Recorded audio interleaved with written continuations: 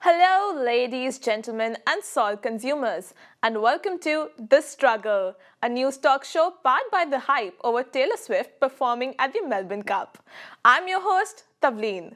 Tonight, we discuss drug testing welfare recipients, foot fetishes, and KFC weddings.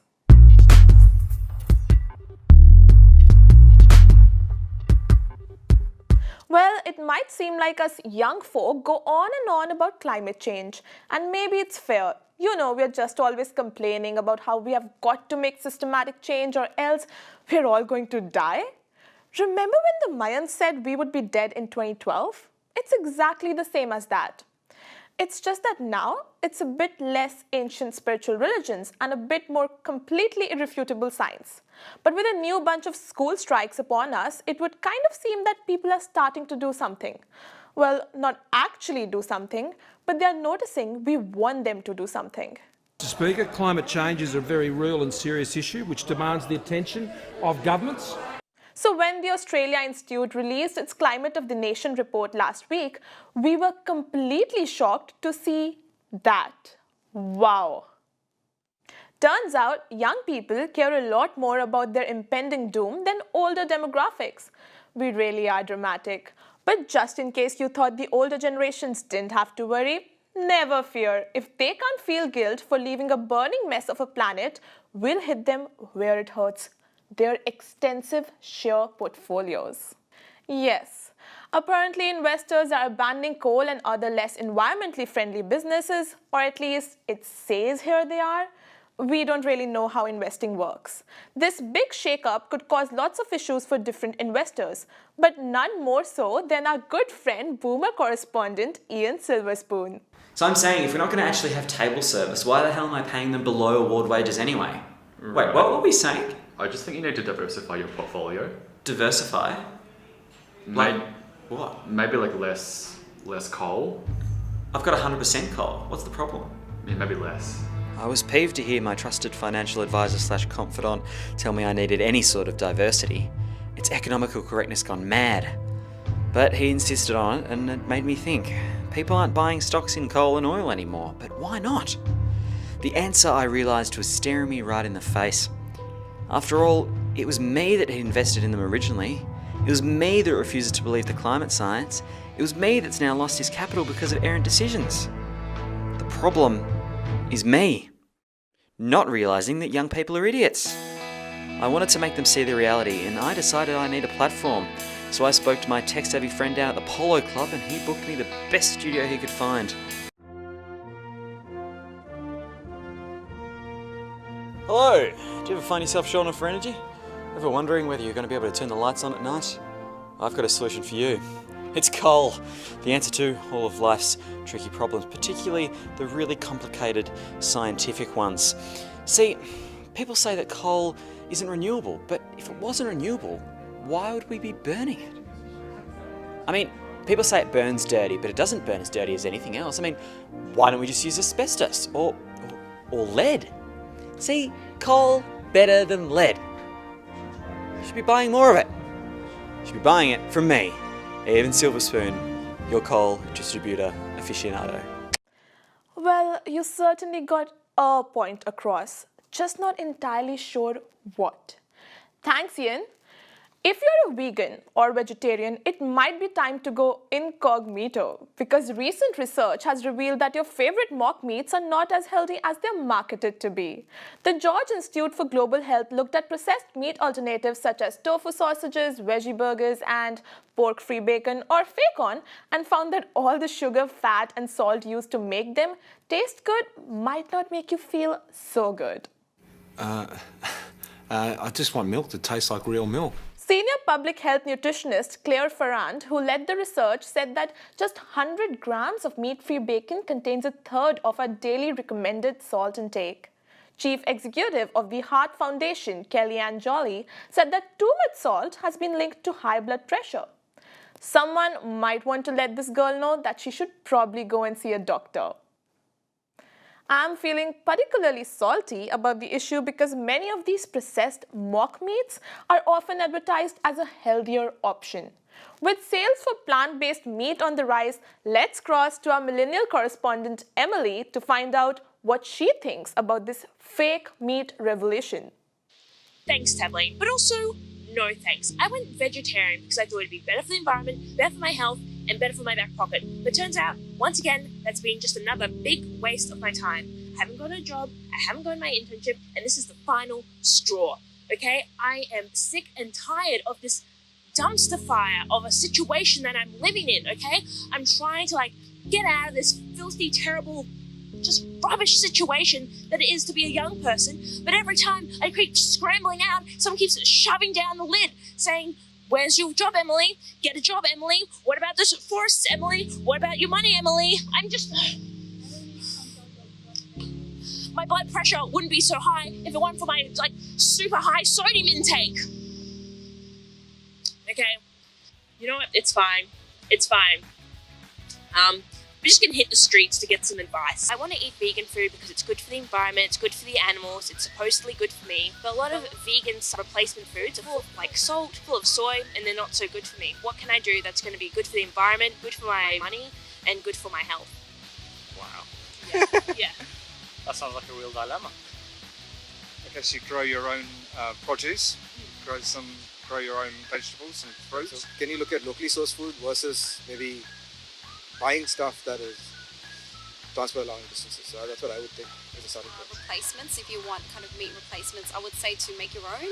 So either from, lentils or vegetables where you know what ingredients are in there so you're not allergic to all those other things. So I'm actually quite a big fan of the way that some meat alternatives taste.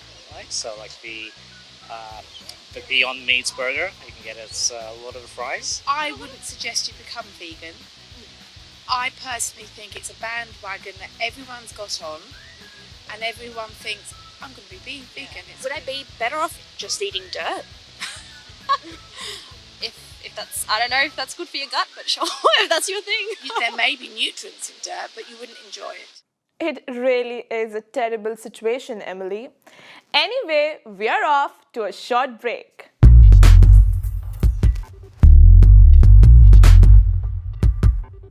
Welcome back. Now let's head over to the world of politics. And poor old Prime Minister Scott Morrison hasn't had an easy time of it of late. Not only is he dodging a climate change summit and defending fellow Liberal MP Gladys Liu over suspected links to China's Communist Party, but he's also got a fired-up Deputy Prime Minister. It's time you came to the table and just behaved yourself occasionally. There are country people doing it tough, and you won't ever stop yelling out at them. You should behave yourself. You're a disgrace. But it's good to know that amongst all the stress in Canberra, ScoMo still finds the time to reminisce about a much more peaceful time. I really liked Aquaman. I thought he was pretty cool. Really cool. So yeah, Aquaman. And while the cartoon and movie versions of Aquaman might look a little different, it would be remiss of us not to show you the Prime Minister's own audition for the role. And seeking to share his pride for the fictional character, ScoMo held a poll on Twitter asking, who was your favorite superhero when you were a kid? With only 6% of respondents sharing Morrison's taste for the Sea Lord. And while 6% may seem quite low, it's not the smallest statistic going around at the moment. According to a study of 60,000 Europeans, only 4% trust US President Donald Trump, and even that number might be a little higher than expected when you consider some of these Brits' views. I think he's terrifying. I'm very afraid of him. But while sentiment abroad might not be the most favorable for Trump, it seems he has a lot less opposition in the United States itself, particularly given that last week an impeach Trump rally was attended by a grand total of 0 people. Yup, the event organized by left-wing groups was supposed to be held in Washington, D.C., but for some reason, tumbleweeds were the only ones in attendance. For some tips to organize a more successful gathering, we cross now to our far-right correspondent, Pauline Hansang.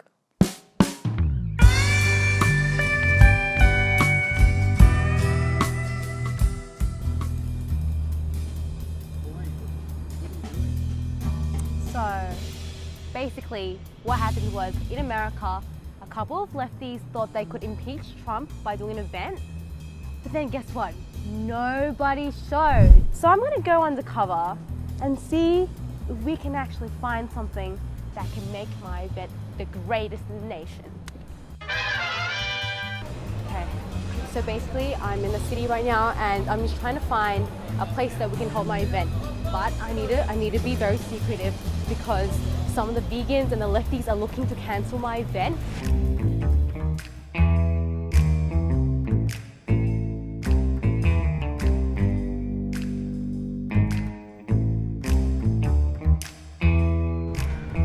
Pablo, come here, Pablo.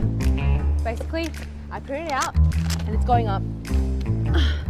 It's finally up.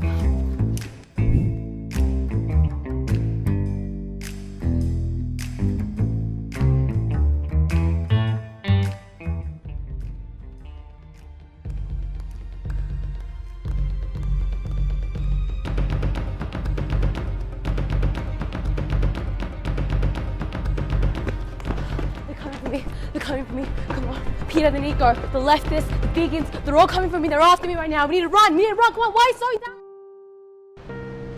How come nobody came to my meet and greet? It's not fair. I worked so hard in it, and I just don't understand why no one's here. Hi, is this the Pauline meet and greet? Yes, this is the Paulie meet and greet. Are you here to see me? Yeah, my name's Nigel. Nice to meet you. Hey, I've got size 14 feet. That's perfect. And that's also one more than the leftists who tried to impeach Trump. Take that, lefties! I never realized just how popular you were, Pauline. Moving on, and spring is well and truly here, which means more sunshine, gardening, hay fever, and lost shoes at the spring racing carnival. But don't these people know better than to throw such assets away? What am I talking about exactly? Used shoes. Here at the struggle, we can't afford to waste anything. Instead of throwing away your trash shoes, why not give them a second life with someone who will cherish and love them? Perhaps even more than you did. Podophilia, or a foot fetish, is actually quite common. Around half of people belonging to fetish groups are hot for feet and toes, according to a study published in Nature. So rest assured, this is backed by science. An eBay search of well-worn yields a long list of shoes with a healthy amount of toe action. These bad boys were sold for $60 US, so clearly punters are willing to foot the bill. Flight attendants are another group doing the legwork to cash in on this kink. The demand for used footwear is so massive that there are blog posts and community forums offering tips on how to market your tootsies and manage potential customers. Some of the advice included how to take foot photos and upselling worn socks to entice bargain hunters. Others focused on how to communicate safely and maintain your privacy. Always on the lookout for her next business venture, our Caucasian correspondent Carol Susans walks us through what's required.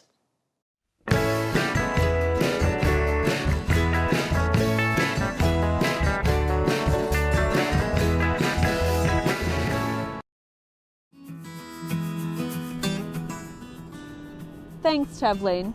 I think I've finally found my niche market and I cannot wait to bring this exciting financial opportunity to you. I'm a busy mum and wife, so I know the feeling of not having any time in between for a job. But what if I told you you could set your own hours, work from home, and make great money? Let me explain. There's a perfectly innocent and completely above-board culture of men who like to purchase women's used items of clothing and shoes off eBay. And who are we to dictate what men can and can't buy off eBay? After all, we are living in a post-gender world, aren't we? So the new hip way to make a pretty penny from home is through shaking your money makers, ladies. Nothing wrong with a bit of a side hustle, Carol. On that note, we'll take a short break.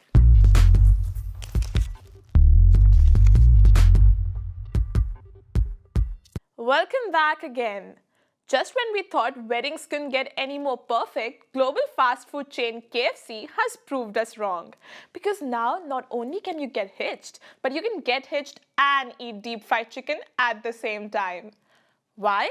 KFC has announced the launch of KFC weddings, allowing 6 lucky couples the finger-licking experience of tying the knot next to a deep fryer machine. So romantic. The weddings will be held from October 2019 to May 2020. So if you're looking to get married, don't have any plans yet, and don't want to wing it, you'll be eligible to apply online. The weddings will be complete with a KFC-themed celebrant, food truck, some music, and a photo booth to capture the special day. But this isn't the last time KFC will be entering the love scene. On 24th September, KFC will be releasing an online dating simulator on website Steam. In the game, you play a student at a culinary school who tries to date classmate and handsome hunk Colonel Sanders himself.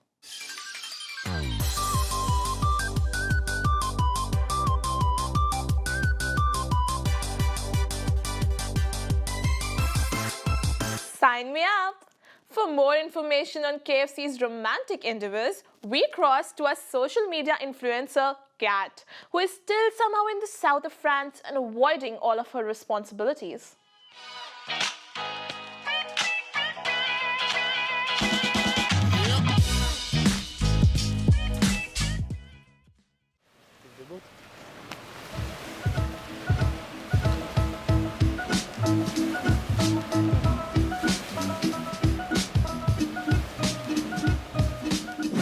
Hey guys, thanks for watching my channel. So I'm here in the south of France, in Saint-Tropez, party destination of the year, and I'm thinking about destination weddings.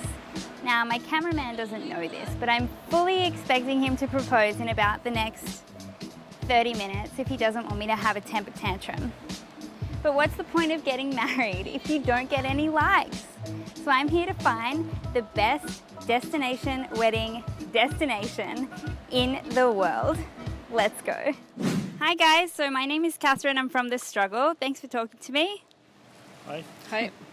I'm just wondering, where do you think is the most romantic place to get married? Hawaii.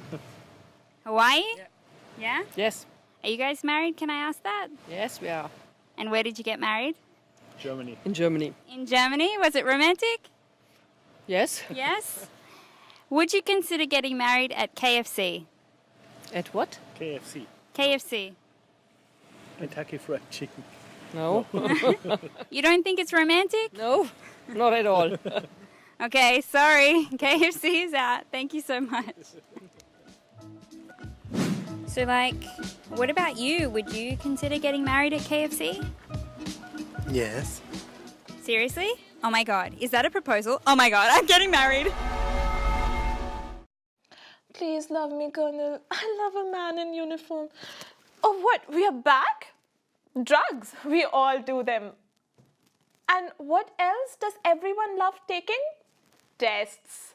So it's an exciting time for Australians. The Coalition wants to trial a program that would see people getting New Start and Youth Allowance subjected to drug tests as a condition of their payments. In the proposed trial, if somebody fails or refuses to take the test when selected, 80% of their welfare payments will be quarantined for 2 years using the controversial cashless debit card. The drugs on the test list include methamphetamine, ecstasy, cocaine, heroin, and marijuana. Scott Morrison argued being on drugs prevents employment. We're trying to work out if this can work, and I'm really puzzled by the level of opposition to the government trying to tackle a problem of drug addiction. While independent Senator Jackie Lambie criticized the trial. Here at The Struggle, we really admire Jackie's suggestion for broader drug testing. We are always looking for new ways to monitor the performance of our team. So this week, our HR department is trialing a new drug testing program. We were actually going to delay the program to avoid any controversy before the Monash University Caulfield election, but thankfully it was cancelled and we didn't have any controversy this week whatsoever. For more on this new initiative, our Human Resources Manager Denise has the details. Drugs. They have no place in society and certainly no place in the workplace. So in a proactive measure, I've developed the Struggle Drug Testing Department. I thought we only got funding for the trial. Right, we only got funding. Sorry, I've developed the Struggle Drug Testing Inquiry. While the government's proposal to test drugs like marijuana, meth, and heroin is a step in the right direction, they're failing to address the bigger issue in drug manufacturing. Dangerous and highly addictive drugs like dopamine and oxytocin are produced by millions of Australians each year, sometimes in the workplace. Denise, are you okay? Sorry. I just get really emotional about dopamine in the workplace. It's the only way to prevent team members from bumping into each other, dropping their stacks of papers, accidentally touching hands when they reach for the same book, gazing into each other's eyes, and then falling in love. In a similar measure, the struggle has banned all employees from helping each other ride a bike without training wheels for the first time, as it will prevent them from experiencing pure happiness. While the government has the power to alter people's welfare payments that fail the drug test, the struggle team members are all volunteers, and so the only form of payment they receive is being credited. So in the unlikely event a struggle member tests positive for an STI, whether that's from heroin, falling in love, or both, we will have no choice but to completely redact their name from the credits. Anyway, if you have any questions at all, my office is always open. Back to you, Tavleen. Thanks, Denise. You have a real knack for making the workplace devoid of happiness. Well, on that note, it's time to shut up shop for another week. Thank you so much for watching. Please remember to like, share, and let us know how you're observing the 1-year anniversary of the whole needles in the strawberry saga in the comments below. But for now, the struggle, it's real.